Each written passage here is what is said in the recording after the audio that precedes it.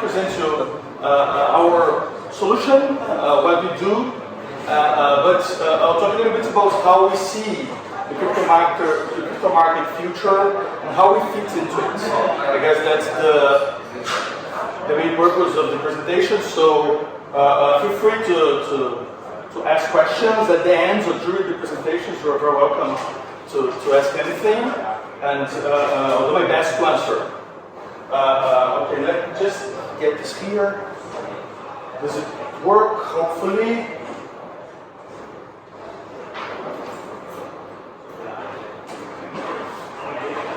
Okay, and everything starts in 2009 when Bitcoin was launched. It was launched after 30 years of research about digital money and digital decentralized money. It was the first solution because now we have several, and it started a lot of discussions about how we can use this kind of technology in other markets, not just money, but nowadays we have a deep or a good understanding of the blockchain, and Bitcoin opened this new venue of research about how to apply this technology in other areas. And since then, since 2009, the whole world, so the whole community of Bitcoin has been looking for different applications.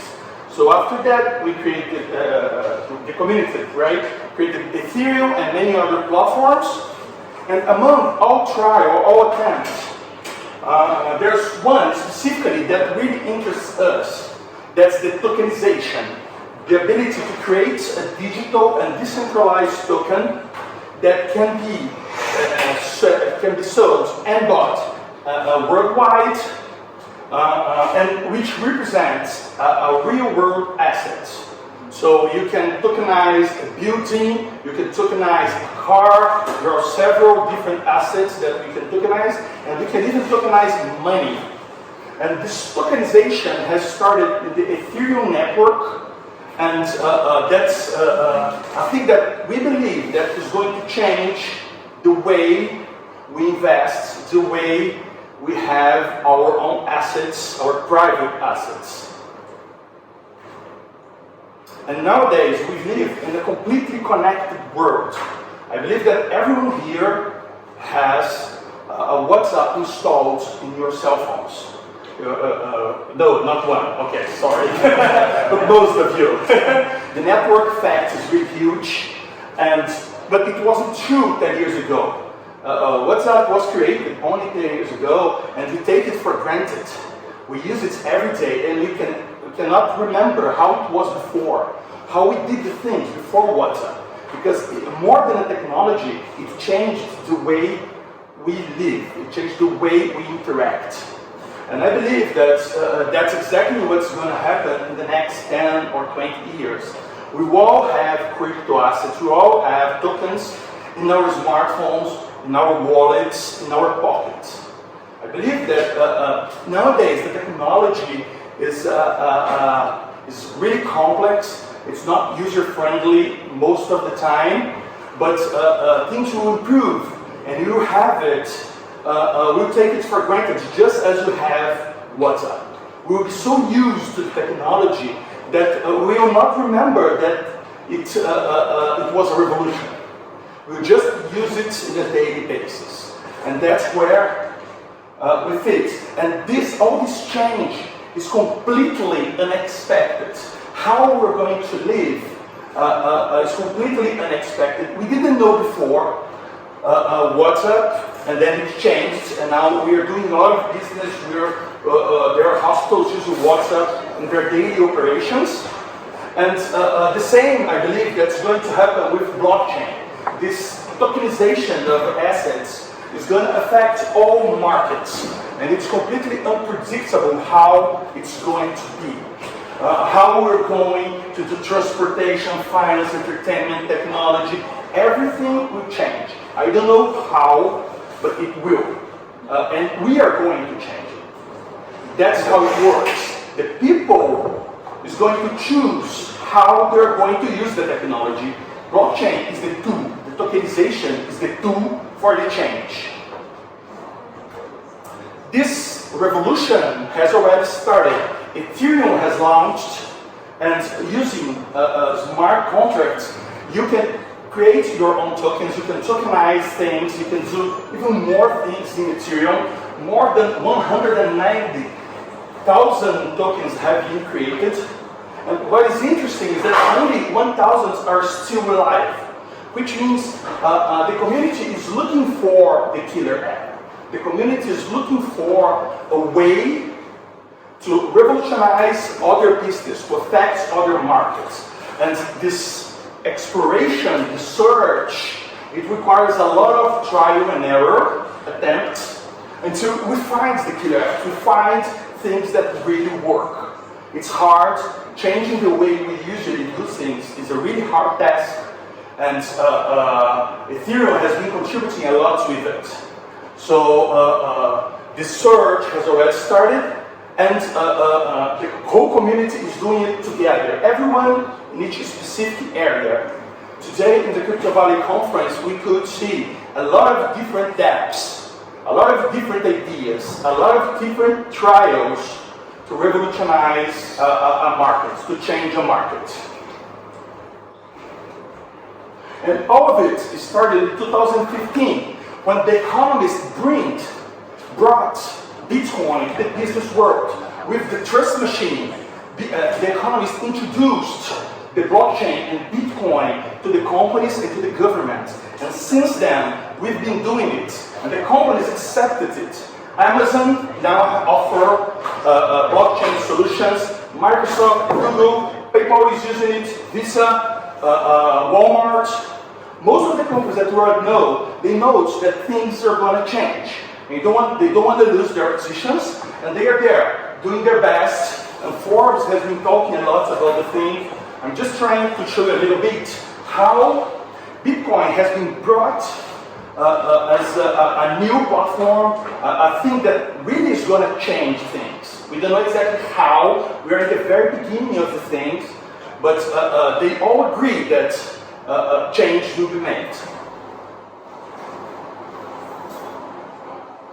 Here I have some examples of real-world usage of tokenization.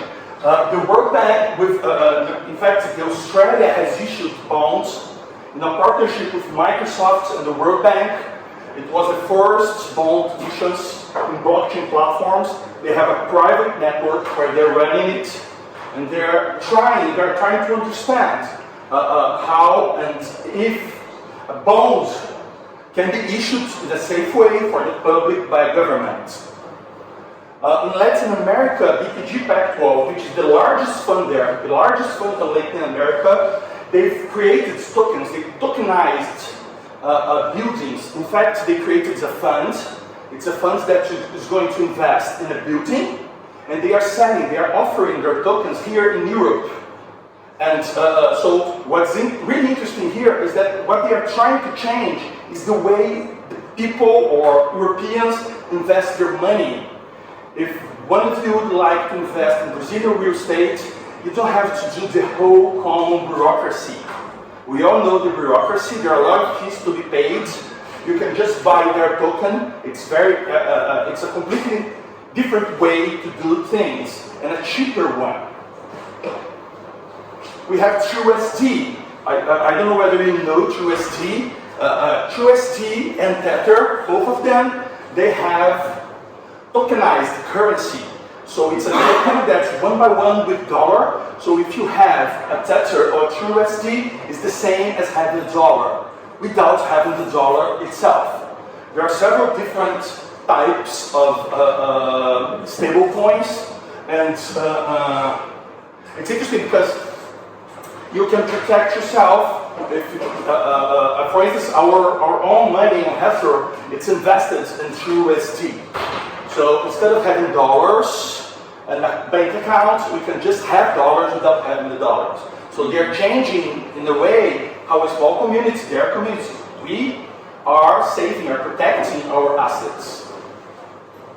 And even though all of this has happened, we have all these solutions being done, all this huge community doing a lot of interesting and nice things, it's hard to develop a smart contract. You need to program the thing, you need to create a software that is going to be published in the Ethereum network. It's risky to create this kind of software. It's hard to make any bug, and the small bug can be exploited by a hacker because it's in the internet. And it's increased, of course, the costs of doing things. If you want to make trial, you want to try things, it's easier. You can just go there and use it. But for real business, the owners of real business, they are worried about, is there any problem with my smart contract? Because you have to hire a developer. It's a new area of development. I've heard that there's one course in the globe, I believe, so 1 or 2 courses about how to develop distributed apps. It's not an easy thing. And in the past, we've seen things like the DAO, for who followed this market, where important people that know things, helped develop the contracts and things went wrong, because it's really hard. So even though all these people are trying, it's hard to do. And you think that it must be, creating a token must be as easy as uploading a video to YouTube. In fact, there are a bunch of technologies that allows us to just click in our cell phones and send a video to YouTube. But we don't care. We just click there. A 13-year-old boy can just click and publish a video on YouTube. And that's it. And that's how huge communities have been growing around YouTube. And it's interesting because this exploration of the opportunities of the market is being done there. Several channels just grow and others die. And that's how the market chooses. A lot of people try, and then the market chooses. The best ones survive, and the other one dies, and that's how business are done. And that's exactly what we do, and we intend to do even better. In Hathor, you just have to fill. Instead of programming, instead of developing your own smart contract, you just fill a form. You just say what you want, create a new token, and a new token is instantly created. It takes less than 30 seconds. And it's safe. It's supposedly as safe as Bitcoin. So you can create your own token from your smartphone, quick, easy, and safe. A 13-year-old boy can do it without any kind of problem. And that's, I want to do that. That's a point that is missing in the market. Remember the old days, when to take a picture you had to hold your breath, open your eyes, smile, and then you took one picture, because the cost of taking a picture was so high that most of the people couldn't afford it. But technology has changed it. I think that that's how we live today. Creating a new token is like taking pictures in the old days. But we think that it should be like the new cameras. You just start taking pictures. You could take 1, 2, 3, 100 pictures, and then you just choose the best. We think that the tokenization process should happen like this. Everyone should be able to create your own token and try your business model and check out what works and what doesn't work. And when it doesn't work, you die, and when it works, you thrive. I think that's the good process. And this exploration is very good for the whole blockchain community, because new business will start to be created. But taking all these pictures requires storage, requires a lot of resources that the technology has been created, that has solved. But in the crypto world, if you'd like to create tokens, if everyone starts to create their own token, what happens is that a lot of transactions will be created. So we need a platform that scales, that is capable of supporting all that transactions to let people try, to let people create their own tokens. Today, Bitcoin is capable of processing 7 transactions per second. Even though it's the most important crypto, it's a real low number. And for those who follow the market, we have several points of saturation in the network. The more people enter, the more saturated it becomes. Ethereum, that's where people are creating their tokens nowadays, most of the tokens, they can process 20 transactions per second. they've been saturated for, I guess, almost 6 months. And so the scalability issue has happened there. The CryptoKitties has saturated the network alone. Supposedly, Dash can process 48 transactions per second, Litecoin 56, Bitcoin Cash 60. But PayPal, only PayPal, a payment system, one among others, one among several, needs to process 193 transactions per second. That's their average. That number comes from 2016, but it's a huge number. We're really far to support real-world applications that demand a lot of transactions. And if you'd like to create your own tokens and to explore it, technology must support it. Visa processed 1,800 transactions per second. That's a real number. This number is from 2017, and it shows how far we are from really having a huge adoption in the payment system. But payments is just an application. You have several other types of applications. Imagine they're all together. In the Ethereum platform, they can process 20 transactions per second all together. 20 for everyone. If one demands 10, there's only 10 left for all the others. And that's a problem. And that's what I studied during my PhD. And I came up with an architecture that has the tech potential of reaching Visa and being even bigger, depending on a lot of engineering things. We've been working on this tech platform for 10 months right now. We've been doing a lot of progress. I've done a lot of simulations during my PhD. In my simulations, I could reach thousands and thousands. I reached almost 10,000 transactions per second, but there were only simulations. And we started creating our platform, a real one. And nowadays, in my MacBook Pro, I can process 1,000 transactions per second right now. And but locally on my computer. But when we spread it all over the world, we have a testnet running. When we propagate all the transactions in a real network, nowadays in our current implementation, we can process 200 transactions per second. So right now, we can be as big as PayPal. We can have all the transactions in the PayPal system running in our own platform. And we need more effort, more engineer efforts to increase this number. One thing is the architectural potential. The other thing is the current implementation. We are a really small group working on it. But to understand how we did it, I think it's very important to understand why Bitcoin saturates. And I guess that's a video that shows exactly how Bitcoin saturates. It's a train station. Every time a new train arrives, it's just like a new block appearing in the blockchain of Bitcoin. And the people are the transaction. So the people are there waiting for the next block. The transactions are there waiting for the next block. When the block arrives, they come in until it's full. And when it's full, the remaining of the people must wait for the next block. And that's exactly the problem of saturation in the Bitcoin network. And in all blockchains that just use the same architecture that they created. And if a huge number, too many people, arrives at the station at the same time, a huge line will be made. And that's how things works. What we have done is that we changed a little bit how it works. In fact, we mixed two technologies that already existed before.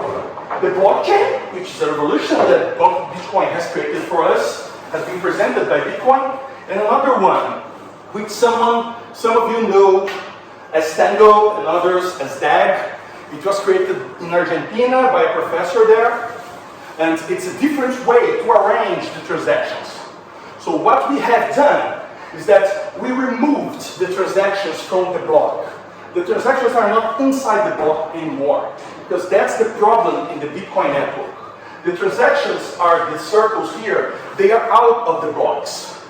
In a bag of transactions, which is exactly what was proposed by Professor Lerner in his work.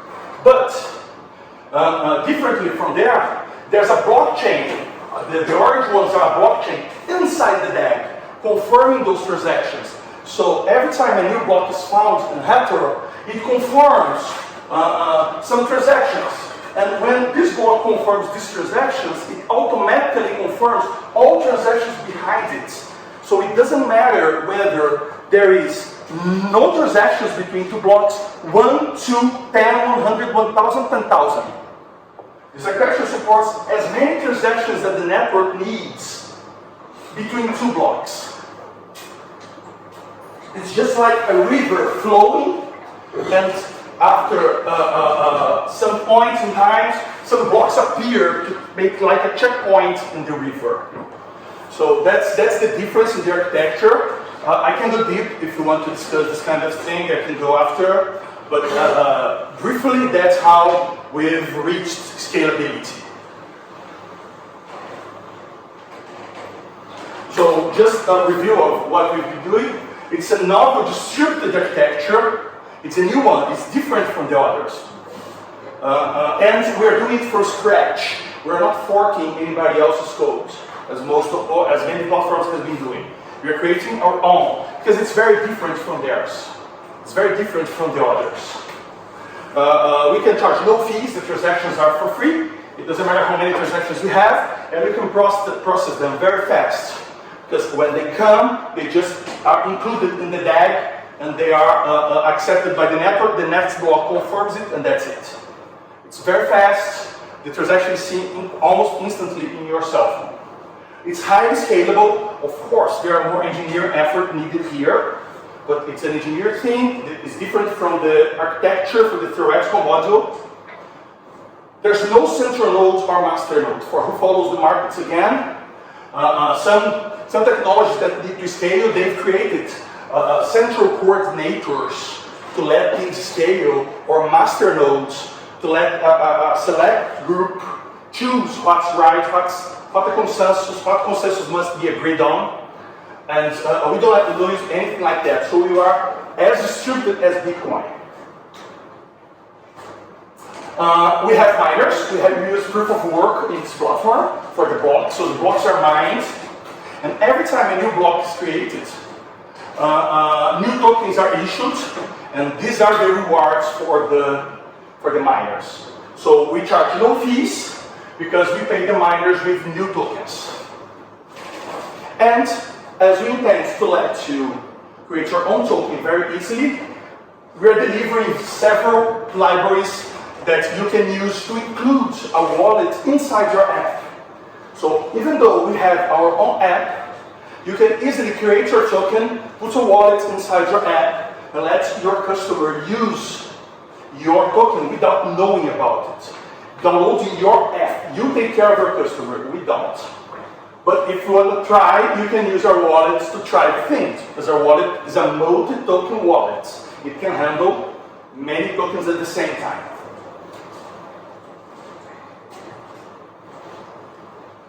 We are at the point here where we have launched our testnet. We have a wallet for desktop. It runs on Windows, Linux, and Mac. We have a mobile wallet. It runs in iOS and Android. So those are screenshots of our wallet. You can install and experience how things work. You can try it out. You can create your tokens. You can easily use it.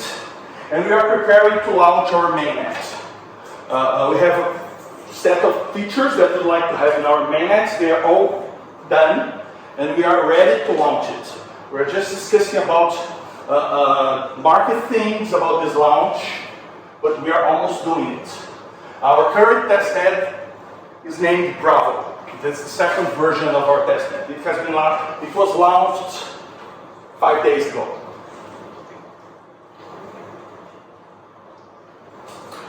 To fund for these things, we raised almost $500,000 to fund this project from friends and family. And as it were for friends and family, we don't want to spend this money with us, so we are not getting any money for ourselves. We are a really small team, work with no payments for 10 months. We are being paid only with our own tokens, so we only get rewarded if the technology works. And we are using this money to finance this trip and all the tests we've been doing in the internet. Testing is expensive. It's really, really expensive. And after the launch of the mainnet, or during the launch of the mainnet. That's one of the reasons that we're postponing it. We're planning to run a Series A investment round so we can get money, because as I said, we're a group, a very small group. In fact, we have only 4 engineers working the platform for 10 months, and we need more people to develop all the potential of the technology and to do all the engineering stuff. And that's one of the main spendings for the Series A investments, and an IO or an IO. Whatever helps us to hire people and to develop our technology. We have to run right now several engineering points to be improved, several optimizations to be done.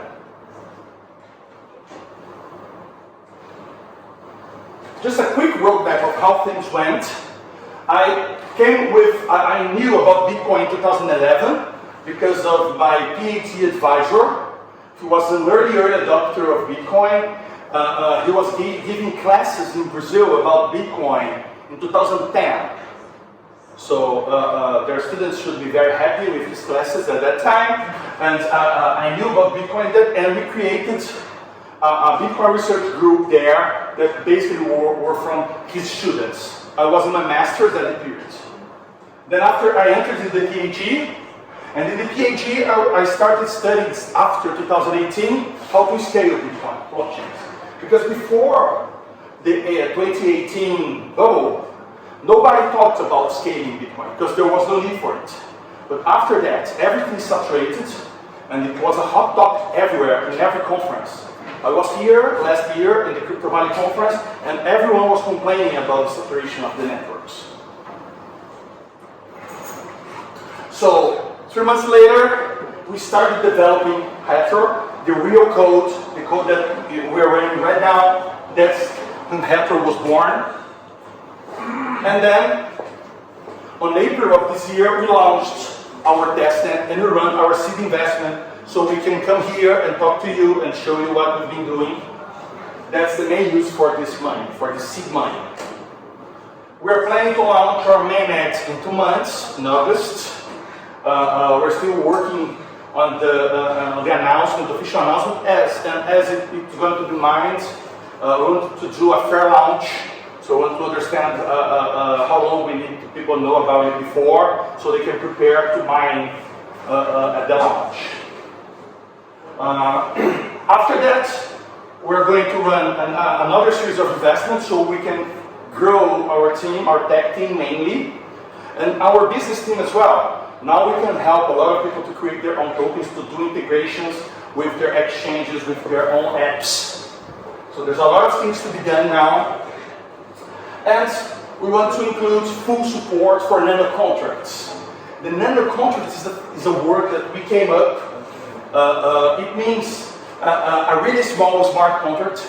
We believe that the Ethereum version of smart contracts, which is the well-known version of smart contract, it's too complex. They're building a distributed computing platform, which is a really hard thing to do, and that's not what we intend to do. So we don't need smart contracts. Smart contracts is too complex for our platform.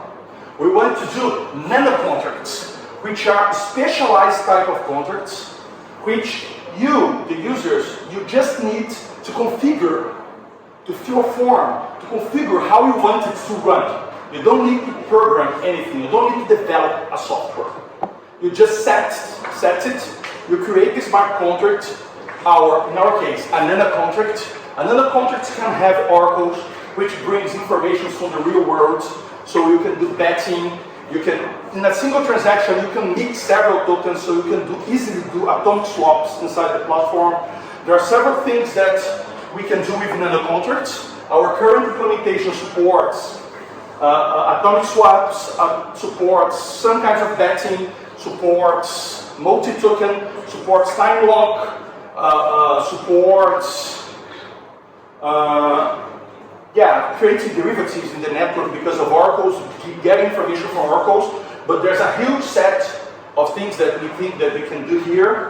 But our idea is that another contract is a set of opcode that you can directly use. You don't have a program. You don't need to develop a complex smart contract. You don't need to hire a developer to create a smart contract, to create another contract. If our set of another contracts are too simple for our platform, maybe Ethereum is the right place. Because we are not doing the same thing. We are focusing on the demand that came from tokenization, and we are trying to support the tokenization needs.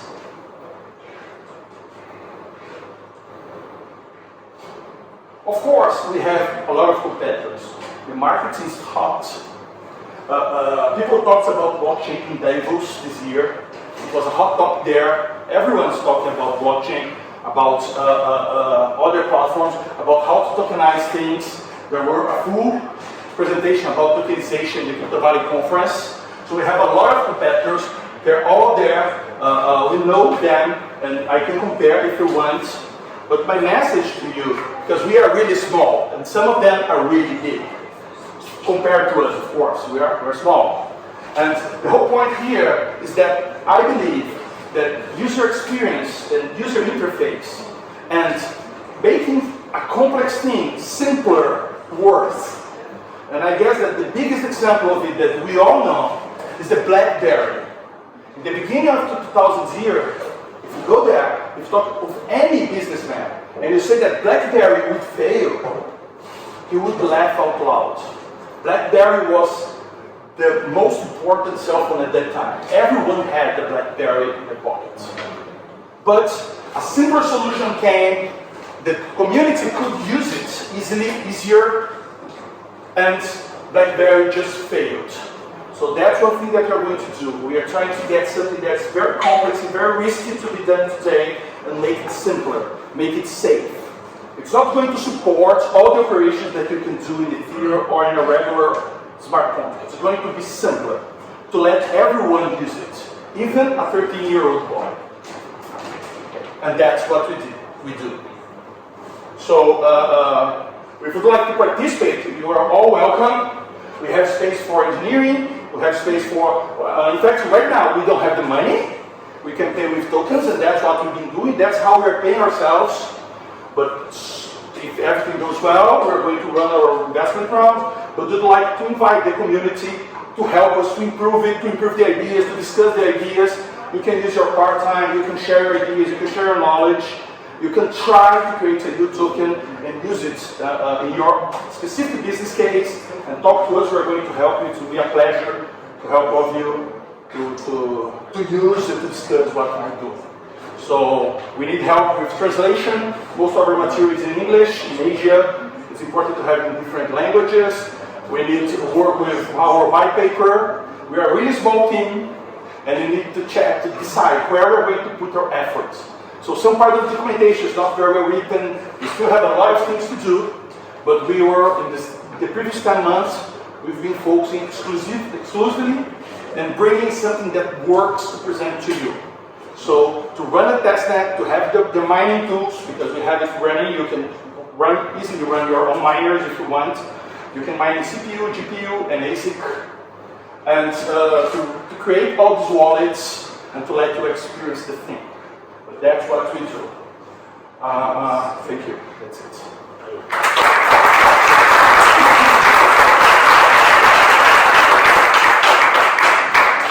And if you have any questions, what we're going to do here is that how is the agreement with the girl downstairs? No, it's here. It's here? Oh, it's here, really? Okay, nice. What we thought about here to let you experience this thing is that I can create right now a token. So we can use it here, and you'll be allowed to buy what? To buy what? Tapioca, which is a Brazilian food, here on this bar, using this custom token. So you can get the money from one of us. It's going to be the equivalent of 10 francs, and then you're going to pay them with your custom tokens, your tokens that we just created here, and then after we're going to pay them with cash. That's important.